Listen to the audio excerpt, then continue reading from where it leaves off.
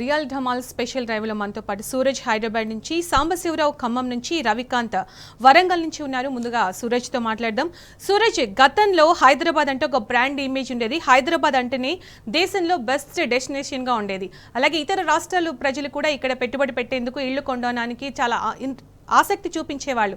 కానీ రేవంత్ పాలనలో చూసినట్టయితే రాష్ట్రం అంతా తిరోగంలో ఉన్నట్టు స్పష్టంగా మనకు కనిపిస్తుంది.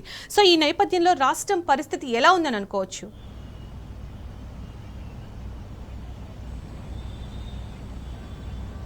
సునీత, ఒక విషయం అయితే చాలా ఖచ్చితంగా చెప్పాల్సి ఉంటుంది. కాంగ్రెస్ తీసుకుంటున్న వివాదాస్పద నిర్ణయాలు రాష్ట్రం పాలిట అశనిపాతంలా మారాయని చెప్పాల్సి ఉంటుంది. ప్రధానంగా హైదరాబాద్ కేంద్రంగా ఏదైతే బుల్డోజర్ రాజకీయాలను కాంగ్రెస్ నడుపుతుందో దానివల్ల ప్రజలే కాదు వ్యాపారస్తులు కూడా పెద్ద ఎత్తున ఇబ్బందులు పడుతున్న పరిస్థితులు కూడా తలెత్తున్నాయి. ఇందుకు రియల్ ఎస్టేట్ రంగమే తాజా ఉదాహరణ అని చెప్పుకోవచ్చు. ఎందుకంటే హైడ్రా ఏర్పాటు తర్వాత, మూసీ సుందరీకరణ నిర్ణయం తర్వాత రియల్ ఎస్టేట్ వ్యాపారం అంతా కూడా కుప్పకూలిపోయిందనే ఒక వాదన బలంగా వినిపిస్తుంది. ఇందుకు తగ్గట్టుగానే ప్రభుత్వానికి సంబంధించిన గణాంకాలు కూడా ఉండడం విశేషం.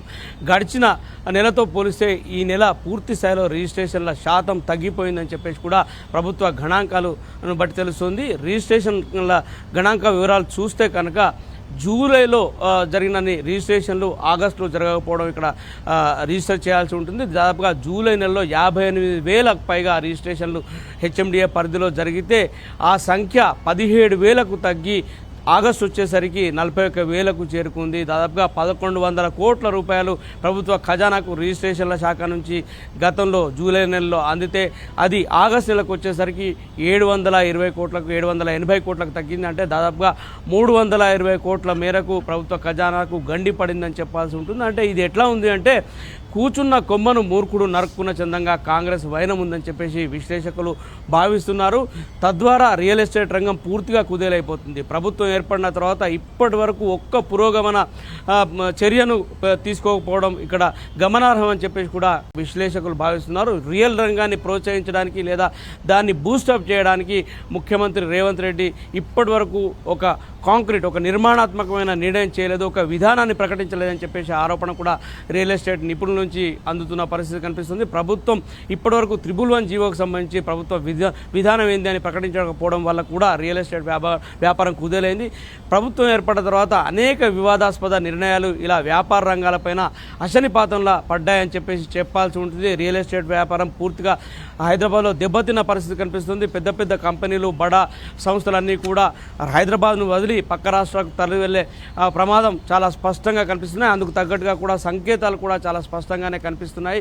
ఈ నేపథ్యంలోనే గతంలో తీసుకుంటే కనుక మాదాపూర్ నుంచి శంషాబాద్ వరకు ఏదైతే మెట్రో రైల్ ప్రాజెక్టు అనుకున్నారో ఆ మెట్రో రైల్ ప్రాజెక్టును కాంగ్రెస్ ప్రభుత్వం రాగానే రద్దు చేయడం ప్రధానంగా ఈ రియల్ రంగం పైన ప్రభావం చూపిందని చెప్పాల్సి ఉంటుంది. ఆ తర్వాత కొద్ది కాలానికి ఫార్మాసిటీని కూడా రద్దు చేశామని చెప్పేసి ఒక ప్రకటన ముఖ్యమంత్రి రేవంత్ రెడ్డి చేసిన విషయం తెలిసిందే. ఆ తర్వాత పూర్తి స్థాయిలో రియల్ రంగం కుదేలైపోయిన పరిస్థితులు చాలా స్పష్టంగా కనిపించినాయి. అటు దక్షిణ హైదరాబాద్ మొత్తంగా కూడా రియల్ ఎస్టేట్ రంగం కుప్పకూలిపోయిన పరిస్థితి, ఇటు ఉత్తర హైదరాబాద్ కూడా కుప్పకూలిపోయిన పరిస్థితి. ఇక ఫోర్త్ సిటీ అంటున్నారు కానీ దానికి సంబంధించి ఒక కాంక్రీట్గా ఒక నిర్ణయం, ఒక విధానపరమైన ప్రకటన ఇంకా జరగలేదు. ముఖ్యమంత్రి రేవంత్ రెడ్డి నోట్ల నుంచి ఫోర్త్ సిటీకి సంబంధించిన ప్రస్తావన వస్తున్నా కానీ దాని విధి విధానాలు ఏంటి, అది ఎట్లా కార్యాచరణ రూపుదిద్దుకుంటుందనే దానికి సంబంధించిన స్పష్టత కూడా లేకపోవడంతో రియల్ ఎస్టేట్ వ్యాపారులంతా కూడా ఆగమ్య గోచర పరిస్థితిలో ఇరుక్కుపోయారు. వాళ్ళంతా కూడా పెద్ద ఎత్తున డెట్స్లో ఉన్నారు, అంటే అప్పుల్లో ఉన్నారు. ఎందుకంటే ప్రధానంగా రియల్ ఎస్టేట్ వ్యాపారంలో ఇళ్ల కొనుగోలు, అంటే స్థిరాస్తిల కొనుగోళ్లు పూర్తి స్థాయిలో పడిపోయి తాము కొనే ప్రాపర్టీ ఆస్తి పుసుక్కున ఎక్కడైనా చెరువుల పరిధిలో, ఎఫ్టీఎల్ పరిధిలో వస్తే ఎట్లా, లేదా మూసి పరివాహక ప్రాంతంలో ఉంటే ఎట్లా అనే ఒక సంశయము ప్రజలను వేధిస్తున్న తరుణంలో రియల్ ఎస్టేట్లో అమ్మకాలు, కొనుగోలు పూర్తిగా పడిపోయాయని చెప్పాల్సి ఉంటుంది. ఎవ్వరు కూడా ఇళ్ళు కావచ్చు, ఫ్లాట్లు కావచ్చు, ప్లాట్లు కావచ్చు,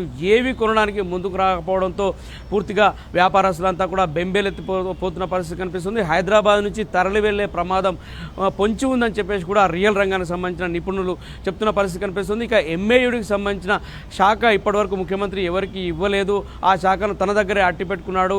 ఈ నేపథ్యంలో ఎంఏయుడికి సంబంధించి ఏవైతే ఈ బిల్డర్లు ఉన్నారో, ఈ రియల్ ఎస్టేట్ రంగంలో బిల్డర్లు ఎవరైతే ఉన్నారో వాళ్ళకు సంబంధించి అనుమతులకు సంబంధించి కూడా అనేక ఆటంకాలు వాళ్ళకి ఎదురవుతున్నాయి. ఇందుకు సంబంధించి కూడా ఒక నిర్మాణాత్మక చర్యకు ప్రభుత్వం ఇంకా పూనుకోలేదు.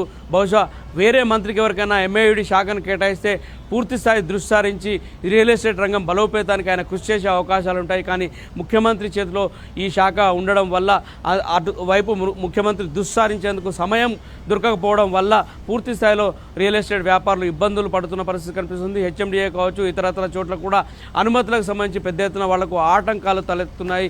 ఎక్కడైనా కానీ ఆమ్యామ్యాలతో చేతులు తడిపితే కానీ పనులు జరుగుతలేవు. కొన్ని చోట్లయితే ఆ చేతులు తడిపినా కానీ పనులు ముందుకు వెళ్తున్న పరిస్థితులు లేవు. ఒకవేళ చేతులు తడపడానికి కూడా ధైర్యం చేయలేని పరిస్థితిలో రియల్ ఎస్టేట్ వ్యాపారులు కూరుకుపోయారు. ఎందుకంటే భవిష్యత్తు ఆగమ్య గోచరంగా ఉన్న నేపథ్యంలో అసలు అమ్మకాలు కొనుగోలు లేని ప్రస్తుత పరిస్థితిలో బిజినెస్ ముందుకు వెళ్ళే గడ్డు కాలం నెలకొని ఉన్న పరిస్థితిలో ఆగమ్య గోచర పరిస్థితిలో రియల్ ఎస్టేట్ వ్యాపారులంతా ఉన్న నేపథ్యం. ఈ కారణంగా ఇక్కడ నుంచి ముంబై లాంటి నగరాలకు లేదా అటు ఆంధ్రప్రదేశ్ లాంటి రాష్ట్రాలకు రియల్ ఎస్టేట్ వ్యాపారులు తరలిపోతున్నారు. బడా సంస్థలు ఇంతకుముందు పెద్ద ఎత్తున హైదరాబాద్ వైపు దృష్టి సారించేవి. హైదరాబాదు విశ్వనగరంగా ప్రఖ్యాతి చెందిన విషయం తెలిసిందే. అనేక పెద్ద కంపెనీలు, బహుళజాతి కంపెనీలు కూడా ఇక్కడ పెట్టుబడులు పెడతానికి సుముఖంగా ఉన్న విషయం తెలిసిందే. అయితే గడిచిన 9 నెలల కాలంగా ప్రత్యేకించి కాంగ్రెస్ ప్రభుత్వం ఏర్పడ్డ తర్వాత తీసుకున్న నిర్ణయాల కారణంగా గడ్డు పరిస్థితులు నెలకొన్నాయి. వ్యాపారస్తులు కావచ్చు, రియల్ ఎస్టేట్కి సంబంధించిన టైకూన్స్ కావచ్చు, ఇక్కడ వచ్చి పెట్టుబడులు పెడతానికి భయాందోళన వ్యక్తం చేస్తున్న పరిస్థితి కనిపిస్తుంది. హైరైజ్ బిల్డింగ్లు అయితే దాదాపుగా నిర్మాణంలో లేవనే చెప్పాల్సి ఉంటుంది. ఇక చిన్న చితకా ఏవైనా వ్యాపారం కొనసాగుతుందేమో అనే ఆశగా చూస్తుంటే కూడా దానికి సంబంధించి కూడా ఈ హైడ్రా కార్యకలాపాలు కావచ్చు, మూసీ పరివాహక ప్రాంత సుందరీకరణ నిర్ణయాల కాలంగా అక్కడ కూడా ఈ రోజువారీ లావాదేవీలు జరగడం లేదు.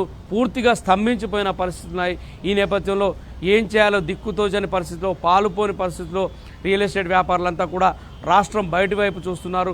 ఇవాళ హైదరాబాద్లో హైడ్రా అంటున్నారు. రేపు ఈ హైడ్రా తరహా సంస్థలనే రాష్ట్ర వ్యాప్తంగా విస్తరిస్తామని చెప్పేసి కూడా కాంగ్రెస్ పాలకులు ఘంటాపథంగా చెప్తున్న పరిస్థితి కనిపిస్తుంది. ప్రజల్లో ఇంత వ్యతిరేకత వ్యక్తం అవుతున్నా కానీ, ప్రజలు ప్రభుత్వాన్ని నిందిస్తున్నా కానీ, పెద్ద ఎత్తున విమర్శలు చేస్తున్నా కానీ వాళ్ళు ఆవేదనలను, ఆక్రందనలను కూడా కాంగ్రెస్ పాలకులు పట్టించుకునే పరిస్థితులు దాదాపుగా మృగ్యంగానే ఉన్నాయి. ఏకపక్షంగా కాంగ్రెస్ పాలకులు వ్యవహరిస్తున్నారనే ఆరోపణలు వ్యక్తమవుతున్నాయి. ఎక్కడా కూడా తగ్గకుండా కేవలము కమిషన్లు దండుకోవడానికే ఇంత పెద్ద ఎత్తున ప్రాజెక్టు, మూసీ సుందరీకరణ ప్రాజెక్టు లాంటి పెద్ద ప్రాజెక్టులకు శ్రీకారం చుట్టారని చెప్పేసి కూడా ఆరోపణలు వ్యక్తమవుతున్నాయి. ఇందుకు సంబంధించి నిధుల సమీకరణ కూడా అంతర్జాతీయ సంస్థల నుంచి ప్రభుత్వం నిధులు సేకరించే క్రమంలో వ్యూహరచనలు చేస్తున్న విషయం తెలిసిందే. మొన్నటికి మొన్న ప్రపంచ బ్యాంకు ప్రభుత్వ అధికారులు ఒక ప్రజెంటేషన్ ఇచ్చారు. ఆ తర్వాత 16వ ఆర్థిక సంఘం ప్రతినిధి బృందం హైదరాబాద్కు వచ్చిన తరుణంలో కూడా మూసీ సుందరీకరణకు సంబంధించిన ఒక పవర్ పాయింట్ ప్రజెంటేషన్ ఇచ్చారు. తాజాగా మొన్న మధ్యనే డిప్యూటీ సీఎం బట్టి విక్రమార్క కావచ్చు, ఆర్థిక శాఖ ప్రత్యేక ప్రధాన కార్యదర్శి రామకృష్ణారావు కావచ్చు జపాన్ వెళ్ళినప్పుడు జపాన్లో ఇంటర్నేషనల్ మానిటరీ ఫండ్ ప్రతినిధి బృందంతో వాళ్ళు భేటీ అయ్యారు. ఇట్లా ఏషియన్ డెవలప్మెంట్ బ్యాంక్ కావచ్చు, లేదా జైకా ఫండ్స్ కావచ్చు, అంతర్జాతీయ ఫండింగ్ పైన రాష్ట్ర ప్రభుత్వం దృష్టి సారిస్తుంది. ఇదేమంత ఆషామాషి వ్యవహారం కాదు. ఎందుకంటే ఖచ్చితంగా కేంద్ర ప్రభుత్వం ద్వారానే ఈ ప్రతిపాదన వెళ్లాల్సి ఉంటుంది. అంతకంటే ముందు ఒక బహుళజాతికి సంబంధించిన సంస్థ ద్వారా ఒక ఎస్టిమేషన్స్ను, డిపిఆర్లను ప్రభుత్వం తయారు చేయించాల్సి ఉంటుంది. మూసీ పరివాహక ప్రాంతంలో ఎంత ఖర్చు అవుతుంది, ఎవాక్యుయేషన్ ఏ మేరకు చేయాల్సి ఉంటుంది, భూసేకరణకు ఎంత ఖర్చు అవుతుంది, తదితర డిపిఆర్ను ప్రిపేర్ చేయాల్సి ఉంటుంది. ఇంకా దీనికే రంగం సిద్ధం కాలేదు. అప్పటికే ప్రభుత్వం తరఫున లక్షల కోట్ల రూపాయలు ఖర్చు పెడతామనే ప్రకటనలు ప్రజలను ఆందోళనకు గురిచేస్తున్నాయి. ఇటు రియల్ ఎస్టేట్ రంగం చూస్తే కుదేలైపోతున్న పరిస్థితి, అటు ప్రభుత్వం చూస్తే ఏకపక్షంగా దుందుడుగ్గా వ్యవహరిస్తున్న పరిస్థితి, రెండింటి మధ్య ప్రజలు నలుగుతున్న పరిస్థితులు చాలా స్పష్టంగా కనిపిస్తున్నాయి. సునీత. రైట్ సూరజ్.